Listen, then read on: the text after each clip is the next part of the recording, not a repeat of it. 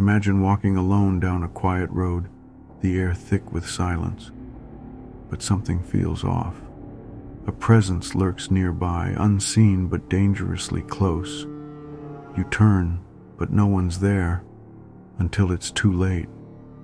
This is the chilling reality that dozens of women faced at the hands of Moses Sithole, South Africa's most notorious serial killer. A man whose name became synonymous with terror. A predator who used charm as his weapon and left a trail of devastation in his wake. But how did he manage to fool an entire nation? How did he evade capture for so long? And what truly drove him to commit such monstrous acts?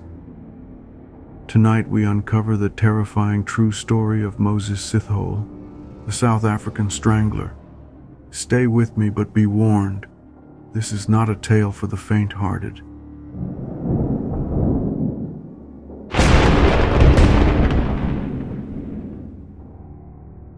To understand the monster, we must first understand the man.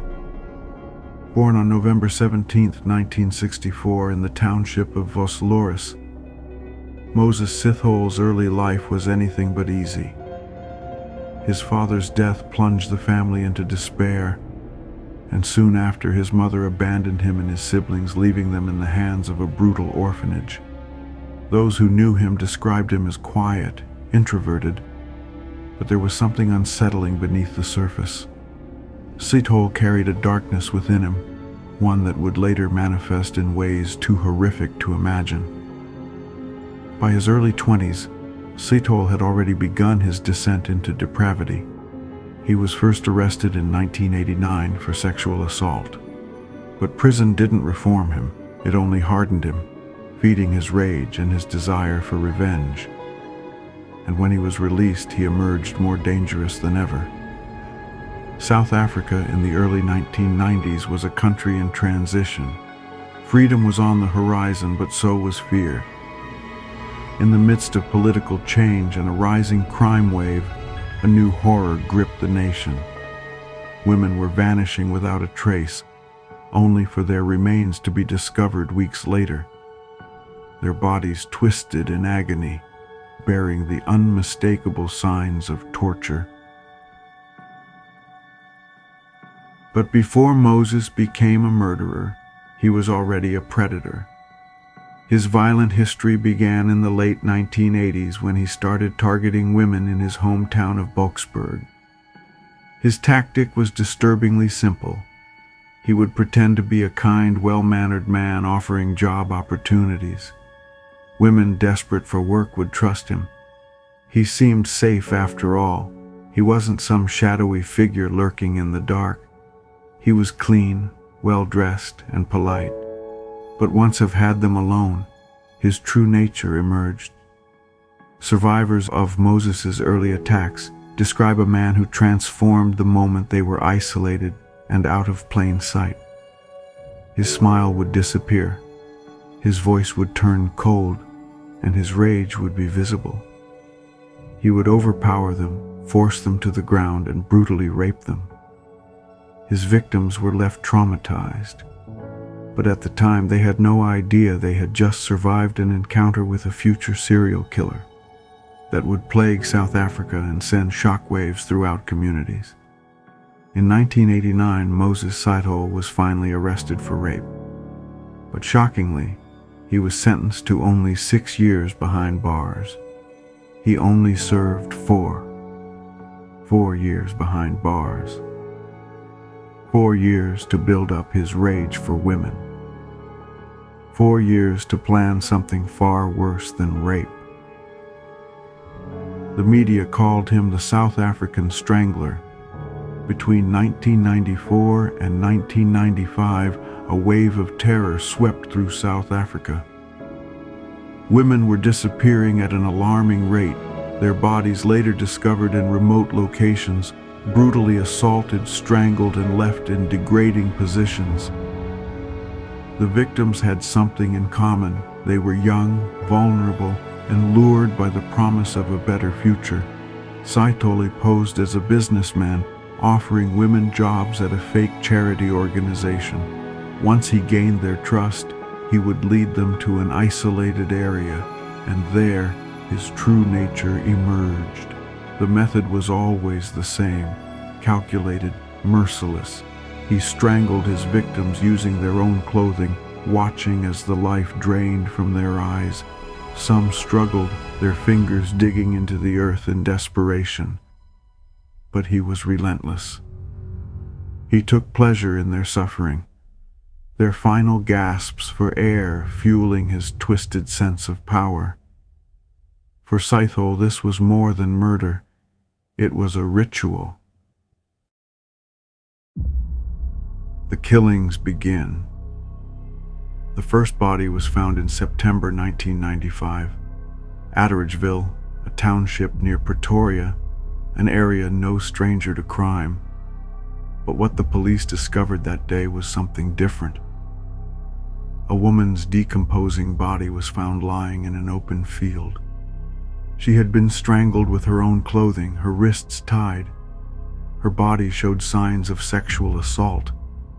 It was brutal, but at the time nobody knew it was only the beginning. Days later, another body was found, then another. Soon, police were uncovering corpses at an alarming rate, each one bearing the same horrifying signs. Some victims had their hands bound behind their backs, forced into unnatural positions. Others had been left lying face up, their clothes partially removed. The heat of the South African sun accelerated decomposition, making identification difficult. The stench of death hung heavy in the air as forensic teams worked desperately to find clues. Each victim was a woman between the ages of 18 and 45. Each victim had trusted Moses, believed his lies, and followed him to their guaranteed death.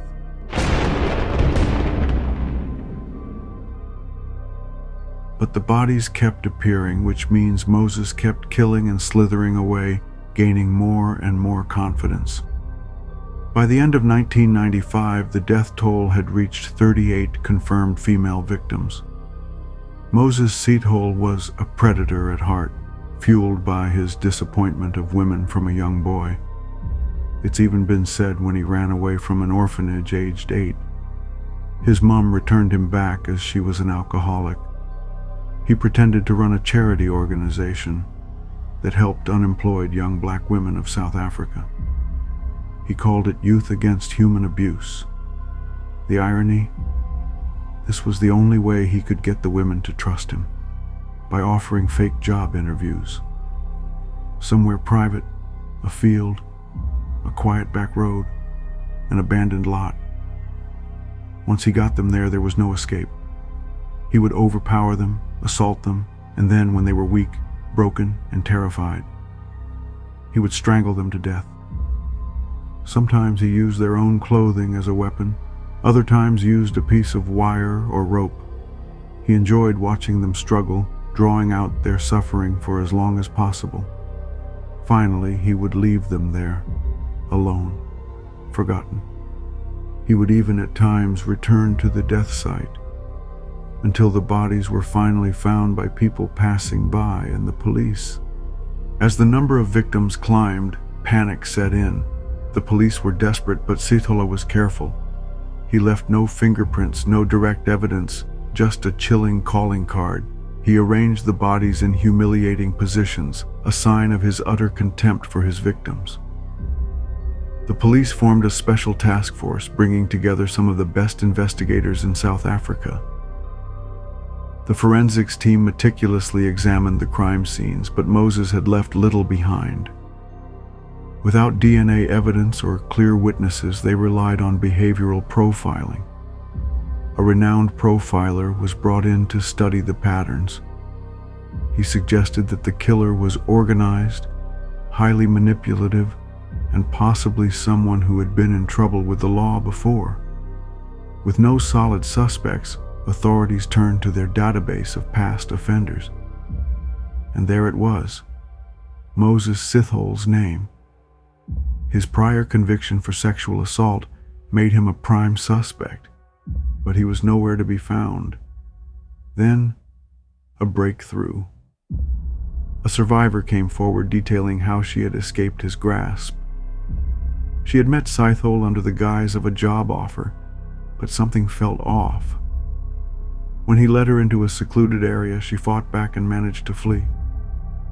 Her testimony gave investigators a name and a pattern. He was using the same method repeatedly, deceiving women with job offers before taking them to their deaths. Detectives retraced Sithole's movements, combing through old addresses, workplaces, and acquaintances. They discovered that he often moved between Otteridgeville, Boxburg, and Cleveland, the very areas where bodies had been found. Surveillance was increased and police began questioning his known associates, hoping someone would reveal his whereabouts.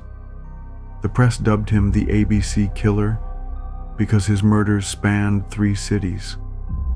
The media frenzy added pressure and people began reporting any suspicious encounters with men matching Sithole's description. Finally, in October 1995, a tip came in, a sighting. Police quickly moved in to intercept him. But before his capture, something interesting had happened. A journalist from the South African newspaper The Star received a chilling phone call. Behold, it was Moses. A male voice, calm, composed, and eerily casual. Yes, I am the one you are looking for. In an unbelievable twist, Moses Sithole called a journalist claiming he was being framed. He admitted to knowing some of the victims but denied killing them. He said he had proof of his innocence, but he never provided it. The police traced the call, but Moses was already on the move. His arrogance would soon be his downfall. The final mistake. As the hunt for Moses intensified, he made a crucial mistake. He reached out to his own family. He contacted his own brother asking for help. But by then his face was everywhere. Everyone knew his name. His family, realizing the truth, contacted the police. On October 18, 1995, officers set up a sting operation. Mose was lured into meeting with a supposed friend, only to be met by an elite police task force instead. The moment he realized what was happening, he tried to run. He never made it far. Moses refused to go down without a fight. When police closed in on him, he lunged at an officer with a hatchet, attempting to kill the officer. But before he could land a blow, officers opened fire. A bullet tore through his stomach and another hit his leg.